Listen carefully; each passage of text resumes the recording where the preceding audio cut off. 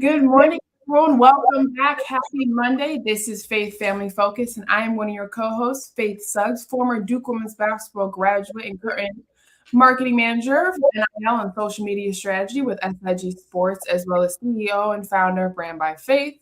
And this wonderful man next to me is my father, Schaefer Suggs, former NFL player with the New York Jets and the Cincinnati Bengals, and has also served on the NFLPA as VP and on the executive board, also known as the RPFPC. Morning, Dad. How are you? Morning, Faith. How are you? I am good. I am good. Peachy. Nice Monday. It's almost like the temperature changed on us a little bit over the last, I think, what is it? Thursday, we had 70s, and yesterday was like 30 degrees. So Right. it feels about right. Well, I was in New Haven Friday and Saturday. The temperature was 70, 75 degrees. And then I came back on Sunday morning, and just to get off the plane onto the walkway through to the temperature was like 30 degrees, 35 degrees. So before I did anything, I stopped and opened up the luggage and got my big old Yale coat and put it on because it was like 30, 40 degrees difference. Yeah. Yeah. Well, climate control. There's bad things happening. Our ozone is weakening and we're all thrown off. But yeah, no, this was a perfect example. If you don't know what's going on right now with our Earth, now you know, because it was a nice beach day on Thursday over here. We said that beach day. I would go. That was like a nice average fall day in California. I'm still trying to get my. There you go. It was a nice. It was beautiful. Hey, I just realized that NIU had their first game on Saturday. No, Friday. It was Friday. Second game on Friday. The second game on Friday, and they lost. So yeah, I saw that. And then they'll play again tonight. So We'll see how that goes. I mean, are you gonna go? Yeah, you can come if you want. But I'm not trying to give the world our information. I know. I keep forgetting that we're live on. Call me offline. I got you, brother. Right. No. And yeah, basketball's underway. College basketball's off. Like last week was the first week. It was kickoff for college NCAA basketball, men and women. Already seen some disappointing start for some schools, obviously. And then I got to watch Gonzaga play Michigan State. Michigan State was impressive, but Gonzaga's just Gonzaga. It's one of those things, one of those schools that you just cannot handle. Duke's been interesting so far. Duke women has been interesting so far. Both are undefeated. Both are having annihilating upset, defeats. They've been annihilating people? Yeah. So, which is normal. They would never book a game that they can't win by 40. That's the point of the beginning of the season. You don't book games that you can't win by 40. But yeah, so basketball is off to the races, which is exciting because this is my favorite time of year when there's like 85 basketball games on TV. We'll get there going. But so far, that top 25 is looking real interesting for this upcoming year. You have a favorite that you're rooting for? Don't say Ball State because we can't root for them. But do you have a favorite college basketball team you're going to root for this year? So I'm not where you are with it yet. I'm not. I got to completely get out of football before I start getting well into the basketball. Football season's basically over. I just saw a bowl game happen the other day. Yeah. Right? I think it's funny that the college football playoffs, I don't know, the whole entire college football schedule is very, very unique in how they built it, right? And I have trouble following it sometimes, but I do know that Duke football won a bowl game. Slow clap for us. Doesn't happen often, and someone said, I guess all we needed was a new coach. So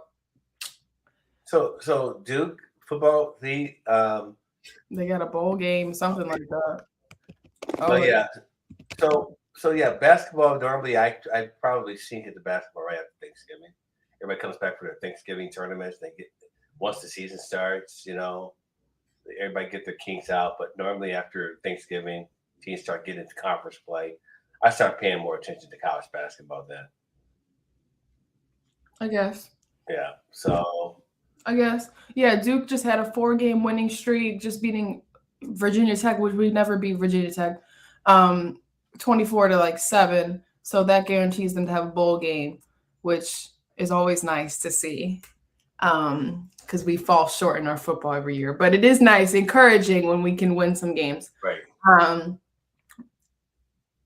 I'm trying to think of who my favorite team so far. Notre Dame, big win. We didn't get to talk about that, but they were exciting right now. I really like Notre Dame football, and I know that his leash is shorter than everybody else's, so I really am rooting for him to do well there because that's a hard school to win at. It's a hard school to lose at, but it's definitely a hard school to win at when you have the target on your back a little bit. Good morning. Good morning, Hazel. I love when our guests come in and they give us comments.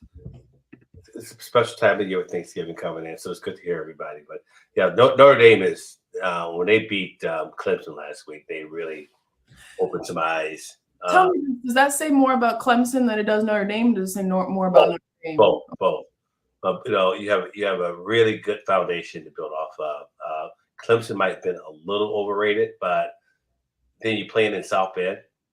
With under touchdown Jesus, anything can happen at Notre Dame University. So I guess someone said the other day, like, who had the bigger win that weekend, Notre Dame or LSU? that was big. I'm trying to connect those two, which that was interesting to me. But I was like, LSU is LSU. Right. They have a standard they have to uphold, and I really did like that football game with them in Alabama. That was a very good football game. Poor Nick Saban. There's another thing I wanted to go over. NFL was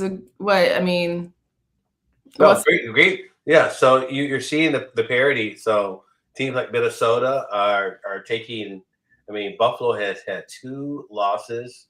Josh Allen is showing that he's not invincible. I mean, that was probably one of the most exciting football games I've seen. I mean, you're on the 1-inch line for the Vikings. You don't make it in. Okay. Buffalo gets the ball on the 1-inch line and fumbles, and they get a touchdown. I mean, the drama from that game was just unbelievable. If I were a Buffalo Bills fan, which I got some really close ones, they were very silent. It was like crickets yesterday. I didn't hear too many. Their tunnel, their cave. But Minnesota is, and then of course, Green Bay gets a big win in Dallas, which was Green Bay, Tom Brady. Once again, Tom Brady, that might have been just what was holding him back. He's rocking and rolling now. Well, the season's starting now. Yeah, during the season now, this next half of the season will determine. You got a whole bunch of strong teams. I mean, there's so much parity in that league. I mean, look at that AFC East with Miami, the Jets. You got the Patriots. You have Buffalo. You have a tough conference over there. So I guess I have a question: is the Jets in the playoffs? Do we know like how many more wins do they need to solidify their spot? Well, yeah. So they are what 5-2. 5-2, 6-2. We're only halfway through the season, so you're not gonna really determine who's gonna be in the playoffs. So probably, when you get game 15, game 16, you'll start seeing. But right now, the foundation is set that it's gonna be 6-3. Really close call at the end. Yeah, it is. It looks very balanced. You got being Buffalo is big. That's a big, like, in terms of like the eye test and like when you are on the bubble or like you're like they're trying to put the numbers together. Them beating Buffalo was a big gift for them. Right. To a point where it kind of relieves a little bit of the pressure on them a little bit. But I'm gonna pivot really quick. I don't know if you're aware of what happened with the Baltimore Colts. I mean, the Indianapolis Colts. No, what happened? They hired Jeff Saturday as a head coach who has never coached a down of professional football. They made him head coach, the interim head coach. And the ripple effect that it actually sent out through the league and some of the announcers. So, that opens the door to a lot, right? Here's a guy who's never played coach it down of professional football, and they made him head coach. I did see Joy Taylor make some comments on it, and she doesn't hold back at all. So he never coached a down football. Has he been? No, he was an announcer, ESPN announcer. So he's never coached football. I guess the question. He played for Indianapolis Colts. He's a Hall of Famer. Mm-hmm. So let me say something. How is that any different? Like, I just want to have a conversation because we need to understand why this is such a big deal on the besides the race thing, because there's no elephant in the room in this conversation. Besides the race thing, right? What is the difference between them and the NBA? Let's have a conversation about Jason Kidd. Let's have a conversation about Steve Nash. Let's have a conversation about let's particularly have a conversation about Steve Nash, who is no longer the head coach for the Brooklyn Nets, but it's that player coach connection. Hire. Like they hire because you play, because you have stake in our organization at some point, you have a historical piece. You have been around the game. You've been around the organization. It's like when they made Magic Johnson GM for the Lakers. That wasn't smart, but it made sense to them at the time for marketing, for ticket sales, for all that stuff, right? Larry Bird. They made Larry Bird a coach. Larry Bird did not want to coach. Jerry West didn't want to coach. Right. There's a lot of things that go into this where we are doing that player coach hire before they've ever coached a single game, regardless of any level, right? College is a completely different play. College football is a different game to coach than the NFL, right? Different rules, different regulations, different type of players, different dynamics, right? It's a whole different thing, right? In comparison to like NFL to high school to college. Every level is unique in itself, right? So when you hire somebody without them ever having the actual hands-on experience at the helm of an organization at the professional level with 21 to 36-year-old men, it's very interesting of a hire. And it's almost like, let's not forget, he is interim. So all you got to do is finish out the season. And that's when I think we have to have more of a conversation about the race thing and the level of privilege and opportunity you have within the NFL to become a head coach in comparison to how we see it for Black coaches, So I guess that there is two different conversations there. For sure. Is that the team organizations are very comfortable on the interim level to hire someone that has been a part of the culture. But then after this season, now he won a game, right? After this season, it'll be interesting to see what that looks like in terms of because Indianapolis Colts have hired. They had Tony Dungy. They had 2 or 3 African American coaches. So that's not an issue there in Indianapolis. Well, United States of America elected Barack Obama, and then they elected Donald Trump. So I agree with you on that sense, that conversation, except we got to be careful because even when you make 2 steps forward and historical hires in Tony Dungy, like the favorite Black head coach in the NFL. People loved him, right? People still defend Tony Dungy, even after everything just happened recently in his career. Remarkable man. Right. But administrations turn over, teams get sold. The Earthsays have been there forever.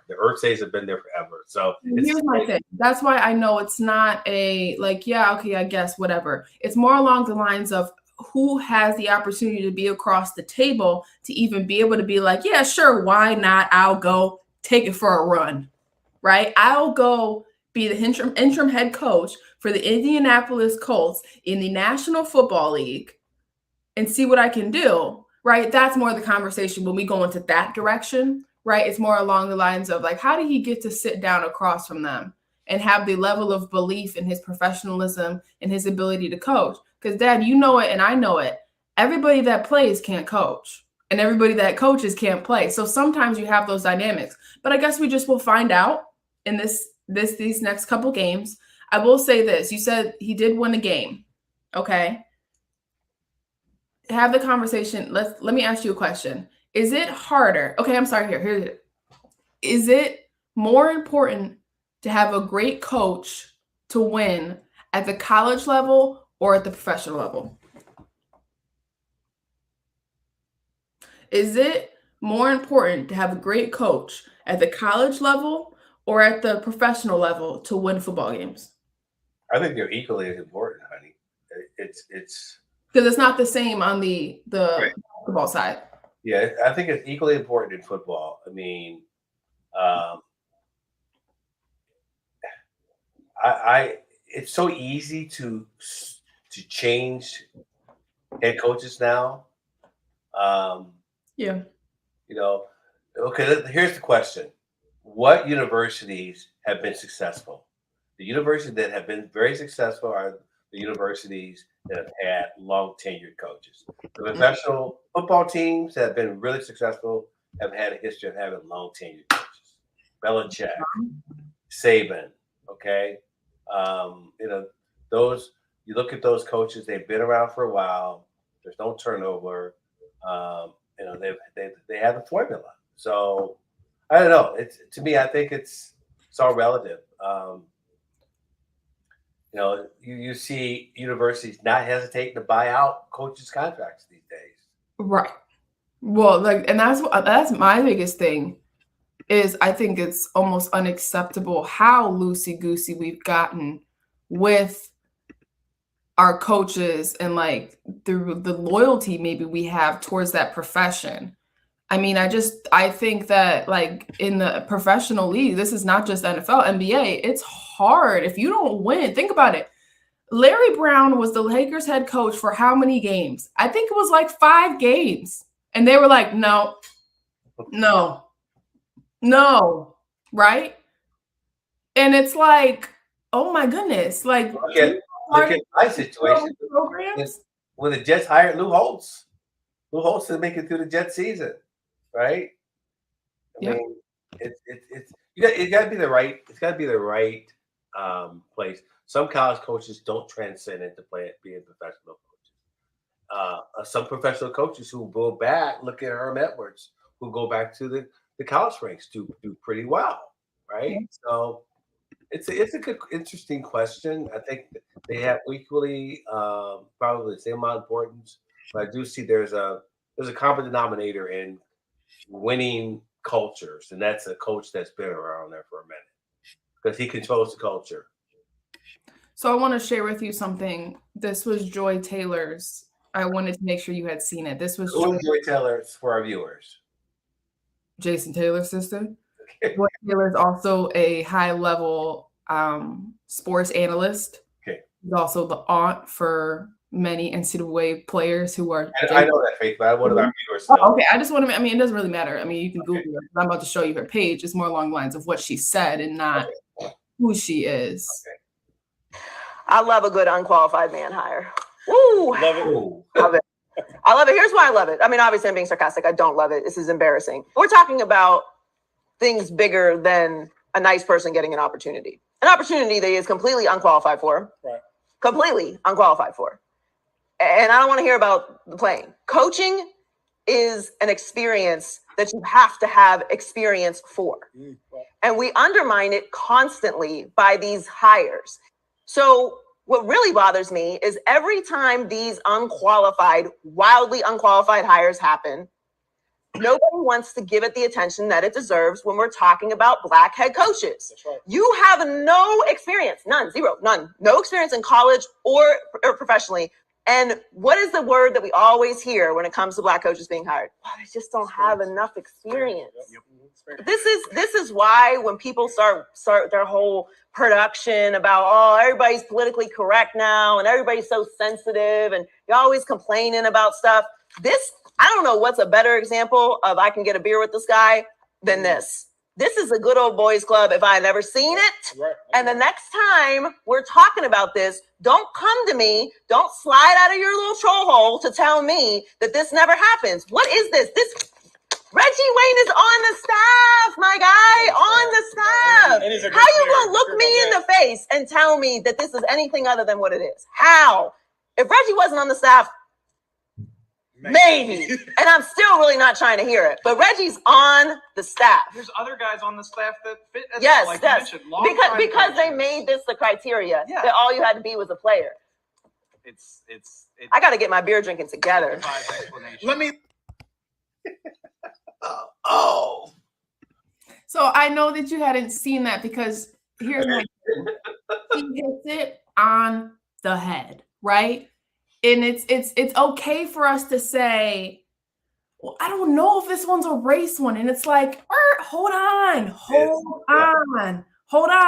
Yeah. It isn't. It feeds into the narrative. It feeds into it. That here's my thing. It just shows the level of hypocrisy again within the National Football League to say we want to provide spaces for diversity. We want to provide comfortable spaces for women, for minorities, right?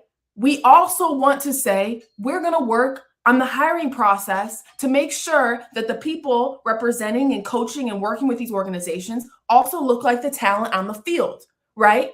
And that's also a great opportunity. They told us, you know what, we put together medical things. So they're pulling from HBCUs to get more diverse and Black athletic trainers within the NFL. They're creating spaces for women to work within these teams and organizations that aren't just, awkward, weird, woman-shoved positions like assistants and stuff like that. We're going to make sure that organizations get more money or more benefits or stuff when they hire in the pot of it, diversity and inclusion. But then we come to this situation, and we just talked about the Indianapolis Colts and their ability to have already broken barriers. Let's not forget, that's not just the end. You have to be consistent in your hiring process. And here's my thing. If they had came to the press conference and were like, Indianapolis Colts and NFL fans, we don't care about the rest of the season. We just want to get ready to just build for the next upcoming season in the NFL draft. So we are hiring Jeff Saturday. And we will see what Jeff does. He believes in the Indianapolis Colts organization. He has played in our organization. We're just going to see how it goes. But don't hire, do you know what I'm trying to say? Let's say we're throwing in the towel. So we're just going to go with a marketing, ticket sales hire. Because at the end of the day, when you hire former players, when you hire personalities, at the end of the day, they're a figurehead, right? The coach is just as important as the players, right? Who you hire is a big deal. So just say your ticket sales are down, okay, or something, because it's once again hypocrisy. Looks strange here. No, it doesn't look strange. It exists. That's all. It's oh my God. Here's the thing. I know having conversations about race and everything coming back down to the race is exhausting. Don't worry. People of color also feel that way too. It's exhausting. But it goes down to the fact that if we want to do better, if we want to continuously having hard conversations, we have to look at this situation and be like, okay, so this is what they're talking about. Yes, it is. Because this doesn't make any dang sense. I'm sorry. Right? He could his blood could really literally run blue. And I still would be like, I don't know, guys. If you really, really cared about this, that's what I'm trying to say. Just be open and say, we don't care about the dang season. That's why we hired Jeff. Just say that. You know what I mean? Because if they really did care about the season, if they care about the upward mobility of their organization, they would have hired people within staff, regardless of race, right? But they would have hired someone in their program right now who deserves the opportunity and has the actual experience to coach. And that's what I was trying to tell you. Winning at the college level is so it's so interesting because yes, you have to have a coach that can understand, because they're literally teaching amateur athletes at the college level how to be better at their craft, right? But the real thing is, if you don't have good players at the college level, you're not going to coach for long. Let's just be real. You know what I mean? At the professional level, it's no longer really about teaching, but more about how can someone command an organization? How can someone, you know what I mean? Little things like that. So when this hire was made, it was like he has probably no personal connections with his current roster, right? Nor the staff, right? Who lost their jobs, honestly, probably bringing him in. There's a lot of stuff that went into this that people are looking at it and be like, why him? If you wanted to just grab a player and say, let's throw in the towel for the season, you could have gone with a direction that at least pushed the conversation you were trying to push. It's just diversity and inclusion within the NFL National Football League, you know? So that's I just wanted to. So yes, I have heard about this, and I'm just confused. Well, it's definitely a slap in the face to most Black coaches. Simple as that. Yeah, it is. And that's, but here's the thing. It is. And for people to see it and be like, this is, he played there. It's not enough, guys. It's not enough to just have played, no matter what you look like. You have to have experience. Because if that wasn't the case, why the heck do we go to college? Wait. You know what I mean? Why do we go to school? Why do we get internships? Why do we get our first jobs? Why do we all those things, right? Why do people babysit before they have kids? Why do people all types of stuff? You can't just go into life head feet first. Well, here's the problem. This is what angers and what frustrates most Black coaches, that there's no Black NFL equivalent of a Jeff Saturday. Black ex-players with zero coaching experience can't just walk off the field and get a head coaching job. It's simple as that. Which makes the situation so embarrassing. But it also goes back to, and we loved the Steve Nash hire. But let's be real about one other one. Luke Walton being hired as the Lakers head coach. What? How did that go? And I didn't mind having Luke Walton the head coach. I was a Lakers fan. I did not care. I liked the idea of keeping it in-house. But it doesn't mean he should have been the head coach. Right. It doesn't mean Magic Johnson should have been a GM. Right? Like, it's just sometimes it's like, and that just goes along the lines. People who play can't always coach. And that's something we see. We have seen bad coaches. If you've played in sports, you've seen what happens when a player should not be in coaching. And that's just not a good fit. Okay. It's not. Normally, it's not good for the players. Right. We see a lot of situations with allegations because coaches can't learn to communicate effectively like they should as a coach, but more of the players. So it's just a lot of stuff that goes into it. It's like, if we have a system, let's follow the system, which is, what are their credentials? Oh, okay, cool. All right. Now you can sit down at the dang table. Right. It's experience matters. Experience matters in a multi-million-dollar organization. You know what I mean? Like, this isn't just, we're passing over the Central Michigan football team. We're talking about the Indianapolis Colts, the Super Bowl champions. You know what I mean? So that I just wanted to make sure I had shared that, because there's two conversations to this.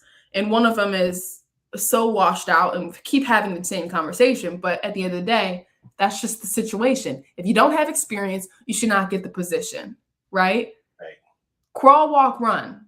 Pay your dues. Everyone else has to. And I'm not trying to be a hater, because here's my thing. I think that's a great opportunity for him and his family. Woo-hoo. The only issue is that's not really his opportunity to take. You know, that's what's hard about it, right? And so, but that's life. You know what I mean? You can't always control everything.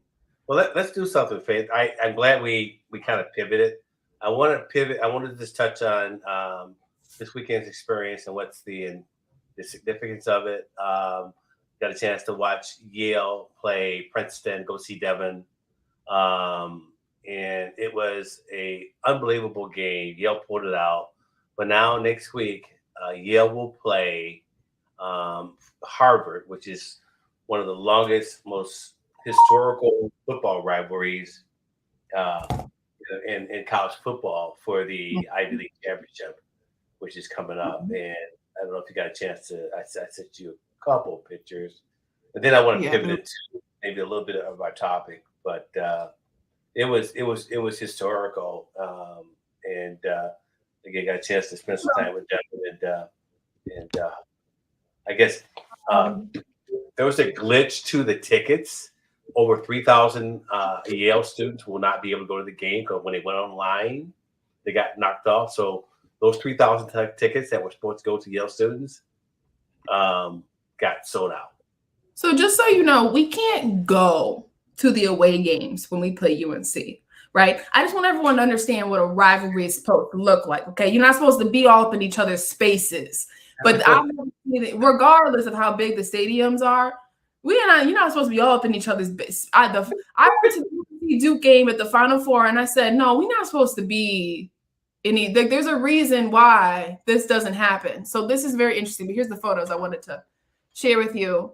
And I did see that if Harvard beats Yale next week, I'm pretty sure that means Harvard would be a 4-way or 3-way tie, something like that. No, Princeton would win Princeton would win the Ivy League championship. So right now, the only team that's undefeated is there's no team that's undefeated. Yale and Princeton are the only one. Yeah. So if Yale wins, they win the Ivy League championship. Not outright, but they do because they did beat Princeton. Harvard has 2 wins, 2 losses. Right, but they do ties. Right. Yeah, they'll be co-champions. Yeah, so it'll tie. Right. Okay. Like tie. Right. Yes. Okay. I just want to make sure you saw that because I had read a couple articles yesterday reading it, and I was like, "This that doesn't count. You can't tie." But soccer and football confused me. I believe they. So when you know what basketball would have did, and they still probably would have did a tie, but basketball's so like stupid with how they do it is they would have taken by points. So like how much you beat. If you both beat the same person, they'd say whoever beat them the most somehow. I think that's not fair, but yeah, it should be right now. It should be head-to-head results. So if because Yale beat Princeton, Yale should be the outright Ivy League champions. Yeah. But that's not the case. But you know what? You actually said I want to pivot. If you don't want to mind, I want to pivot about Generation Z. I thought it was so significant. In terms of hold on 1 second. I went to see Black Panther last night. I just wanted to have a conversation. Generation Z next week, then, huh? We can do Generation Z next week, then. No. We can have this conversation. And we'll go into Generation Z because Generation Z. We're going to talk about Generation Z because we just came off those midterm elections, and Generation Z completely flipped our legal system, our judicial system, our everything. This past week, which is actually we've never seen something like this happen. We're starting to say that. But I went to see Black Panther last evening. Long film, per usual. Very sad, obviously, because Chadwick Boseman has passed since the beginning of the first one due to cancer. And that's how they start the film directly from that point on. I think it was so well done. Now, here's my thing. Instead of the battle, I just want people to know this because some people might not pick it up like I did with my historical brain. Going into immediately, you see what it is. They have an emergence of a new tribe that is from the native indigenous people, right? And those two go head to head. So you have 2 minority tribes. You have Wakandans, who are Central Black, and you have native indigenous for like Mayan roots, Mexico, that type of conversation. And it's very interesting that you have Africa and indigenous native, both conquered by conquistadors, killed by illness, killed by slavery, having this, just go see it. Very well put together, very well written. Overall, just a nice, interesting twist to what they could have done in the second film. Colors are beautiful per usual, well written, funny, just great actresses. You see a glimpse of everybody, but see it. Angela Bassett, of course. Angela Bassett, Lupita is amazing, most beautiful woman on the earth. So just go see the film. Very well done. It went 180 million in opening weekend or opening day. I'm sorry, not just opening weekend, opening day. Which is no shock. It's a Marvel film, but very great movie. I don't know what I liked more, the first or the second. Of course, I was the biggest Chadwick fan. So this one was hard not to have him in it, but I really, really enjoyed it overall, just how they put it together because it has been long in the making to make this film. Thanks for sharing that. No problem. No problem. It's worth it. We sat in the front row too, so it's worth it.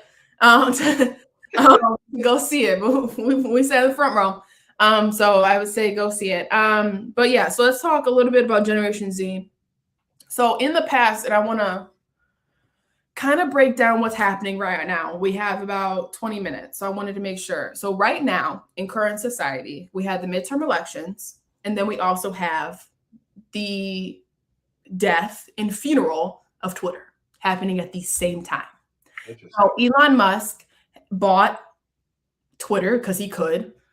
Twitter was not for sale. I want to make sure people know that. Twitter was not for sale, but he said, I'll give you this much money. And they were like, well, are we going to say no to billions of dollars? So he bought Twitter and immediately fired the ethics team. The ethics team is the people that filter through the tweets and make sure there's no terrorists, hate speech, racial discrimination, all types of stuff, violence, all types of stuff, right? He fired those people. Within the first week of him taking over, he sent a mass-wide company email out to everyone and said, on Friday evening, you will get an email telling you if you're still on staff or not on staff. To the entire Twitter company, right? And this is think about it. Twitter doesn't just stay in North America. It's everywhere, right? So almost 50% of the people have lost jobs.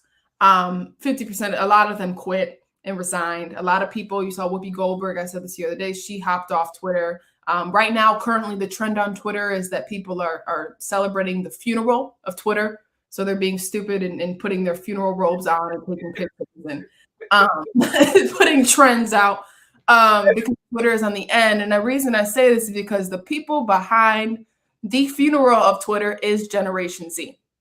Okay. So it's millennials and Generation Z. I think Devin's Generation Z. I'll be honest with you, I get confused. After 1996. Mid to late 1990s. Okay, so I'm Generation Z. So early 2010s. So Devin and I are both Generation Z. Yeah. So what we have seen also simultaneously and in parallel is the midterm elections. Originally, there was supposed to be this red wave, right? And the Republicans said they were going to flip everything and basically push the laws on abortion and the laws on immigration and the laws on all types of stuff that they have motives for. Oh, yeah, keeping the guns legal without gun laws.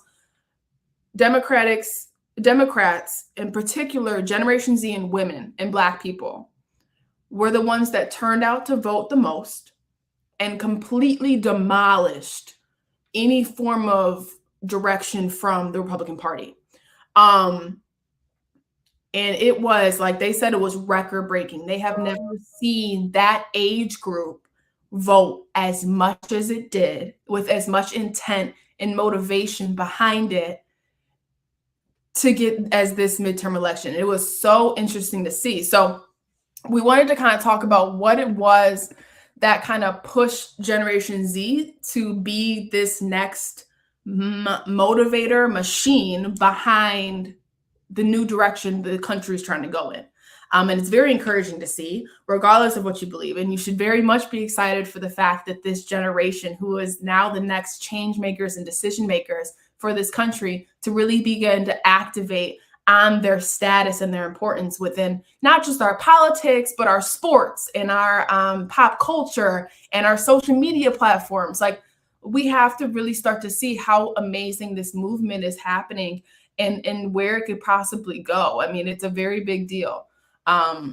So before I dive into this, did you have any questions that you think, I mean, it's not just a generational thing, but just as someone who's one of the older generations has by witnessing and watching all of this? But I'm embracing it because the one characteristic is that diversity is their norm. Diversity is their norm. And it's just one of the core characteristics of Generation Z is their racial diversity. Yeah. It'll be the last generation that is predominantly white. A slight majority of Generation Z, 50% is white, 25% is Hispanic, 14% is Black, and 4% is Asian. So you see that trend, but you can see that because, I've always embraced that, I think having Generation Z kids has really allowed me, me having so much history, being blessed with my age and being able to grow up in the late 50s and early 60s to see how impactful this is. To have this generation of kids that part of my life, I'm so embracing of it. So there's so much that I just embraced about it. Yeah. So I just want to walk us through the 10 cultural trends that make Gen Z, like you said, so powerful, and the reason why it's so much. Because here's the thing, it's easy to look at it and be like, yeah, duh, young people are pushing the movement. We've seen that for years. No, this is a young generation that was raised within social media. So the way they do things is so different than everywhere else. So I'm just going to go with the first one. And you said it well. It's a blended identity, right? So they're more willing to want to hear the perspective of an LGBTQ person, or the perspective of an indigenous descendant person, or the transgender. Like I've seen amazing breakdowns of people, straight heterosexual people, asking questions like, dear non-binary people, how does it feel to be under that umbrella? Or do you feel missed out on the fact that it's an overall umbrella term? And right, they're diving into that to try to see how people want to be represented and spoke about, like the intent to do that, right? The energy to want to do that is so like pushing away and getting out of yourself and into others is just a big focus that I have seen. And it's not just me, because I'm on the older side of Gen Z, but seeing as my brother is right in the middle. Yeah. The way that he speaks on things, and I'm going to say a few to you, and even the last conversation we had as a family, his reasoning behind why he wouldn't take an opportunity near politics is so motivated by the personality of his generation that it's so common to see that all of them have this type of conscious awareness of what they're doing with their lives. The next one is they create these niche micro tribes. So the things that they like, so van life, people that travel around the world in vans, right? They have like puppy owners or puppy dads, or all these different things that maybe like we wouldn't think much about. They take pride in as their identity and gravitate to people who just have those similar interests, right? And one thing about when you gravitate to people with a hobby, those people can look so different than you, right? In comparison to sports very much is heavily geographical, right? And so a lot of the times the sports you play factor into what the people look like alongside of you. So when you go together with interests like hobbies, you have a better chance of being a more inclusive and diverse space, which that starts very early on for a lot of them because they have social media. So they're interacting with different kinds of people from an earlier age. And then another one be the crowd economy. This is Twitter. Okay, so they get on Twitter and they basically see, okay, this is what people talking about today. Today is the funeral of Twitter. Okay, so they jump into that and lean into that, and they're up to date with the news, and they can see what Elon Musk emails were sending. When Elon Musk fired all those people screenshotted the email and put it on Twitter immediately, right? And so the entire Generation Z, who's on Twitter more than anybody else, right, is looking at these things and they're like, this is outrageous. And they start to do this mob mentality, right? And build up, and they're trying to do the things to make the change happen, which is not a surprise. Hence why we're seeing the death of Twitter. And this is the one we were talking about, Dad. This is the one, moral imperative, right? Yeah. This is what I was talking about with Devin. Gen Z is passionate, and they'll use Twitter to not only call for what's right, but also activate those values. During the election with Joe Biden, I saw more petitions circling around on social media than I have ever before. Petitions for Brittany Griner, petitions for Breonna Taylor, petitions for like climate control, like the ban on substances overseas, right? Like just small things like that. Like, they're so passionate about making sure that they're aligning their lives with something that's morally correct. And that's the first time we've really seen people lead their lives not off of money or opportunity, but more along the lines of like, will I be able to sleep at night if I take this position? Will I be able to sleep at night if I work along someone like that who drives a Hummer, right? Little things like that. They're so, and it's not a bad way, they're so empathetic towards others. And like, even sometimes where I'll have a conversation with my brother, who, like I said, is the middle of Gen Z, while I'm the older side of Gen Z, he'll say stuff to me that I'll be like, yeah, whatever. Like he'll be like, no, people shouldn't talk. If a woman wears this outside, he'll be like, people shouldn't comment about what she likes to wear because it's her body. And I'll sit there and I'll be like, I didn't teach you this. Do you know what I mean? Like, this is something I could have taught you, right? Like what not to say, what to say, how to allow people to just be themselves, like small things like that. I could have easily taught you that. But that's something that as a mass generation, they're in school alongside each other. And if someone's like trying to bully someone, they're probably more likely to be like, why are you bullying? Bullying's lame, right? Yeah. Because my generation was more like, why are you smoking cigarettes? Cigarettes are gross. Right. Well, their generation is like, don't bully, don't litter, don't, right? They're more conscious of the responsibility they have as individuals and how it impacts others, right. You know? You know why I'm laughing? It's because when we have our family conversations, I am always getting in trouble.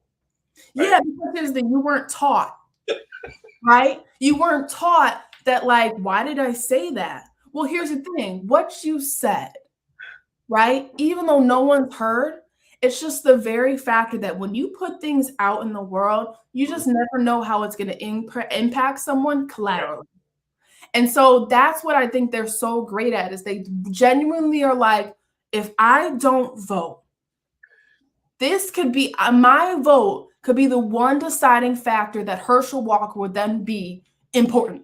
Do you know what I mean? Like, they are so in tune with what's going on, and they're so willing to just not care about what impacts them. And that is so exciting to see, because we are a country built on constant power taking mentality and career chasing and success chasing. And even social media was built on that ideology as well. But they're more willing to be like, I have to pay more in taxes. Okay. It's just the craziest thing I've ever seen. It's like, okay, all right, fine. So it's just very morally imperative. They will do everything and they can feel it all so much deeper than we can. And then the fifth one is icon toppling, right? We've seen more Confederate statues go down in the last 20 years, 15 years, 10 years than we have ever seen since the Civil War was completed. Okay? They are more willing to see, like, they took down Oprah. You know what I mean? They took down the Clintons, right? They're taking down the Obamas. They don't care. It's the most intriguing thing. They don't care what you look like, what you sound like, what you did. At the end of the day, if you've done something wrong, and this is where I go head to head with people. If you did something wrong, they're like, no, they shouldn't be in charge. No, they shouldn't be an icon. No, they shouldn't. They will literally be like, no. And that's where cancel culture has started to be birthed. And because the moment you say one bad thing, they're like, no, you're out. There's no space for you here. Right. So at the end of the day, it's very bad. It's very unfortunate because it's easy. I mean, shoot, we're watching it happen to Kyrie Irving right now. It's easy for words to get stretched and ideologies being put on people when you're, as a mob mentality, upset about an overall topic. But it is encouraging to see them really being like very cutthroat about what is allowed to be said to multiple millions of people in this world. And whatever, just I'm gonna keep my, be safe out here. Cancel culture will get you. Okay, and here's the last one. Everyday celebrity. You can't tell these Generation Z kids individually that they're not celebrities. You can't, right? because they have social media and they have this form of a following, whether it's 500 people to 12,000 people to 45,000 people, they have an audience. And because of social media, it allows you to kind of, all of us have a platform to tell a story. And because of that, as we're going into midterm elections, for example, we saw so many people get on social media and say, did you vote today? I voted. This is how I'm voting. And this is where I'm voting. And this is why I'm voting. Did you vote? Or we saw a lot of people, here's your poll centers. This is how you register. This is how you do a mail-in. We saw little things like that. People use their individual platforms, right? Even though they're not a celebrity, right? There's no way would they walk in a room and a bunch of people who don't know them be like, oh my God, I know that person. No, that won't happen. But it's the idea that because we have social media, we have access to everybody. And when you have access to everybody, everybody has access to you. So your story, the things you say will be heard, right? And so the idea that they're being raised in a space that what they're saying can be heard by anybody, then encourages them to use that platform for good or evil, but really for good, especially what we just saw with these midterm elections. Gen Z completely annihilated any efforts by the Republican Party, right, that we saw.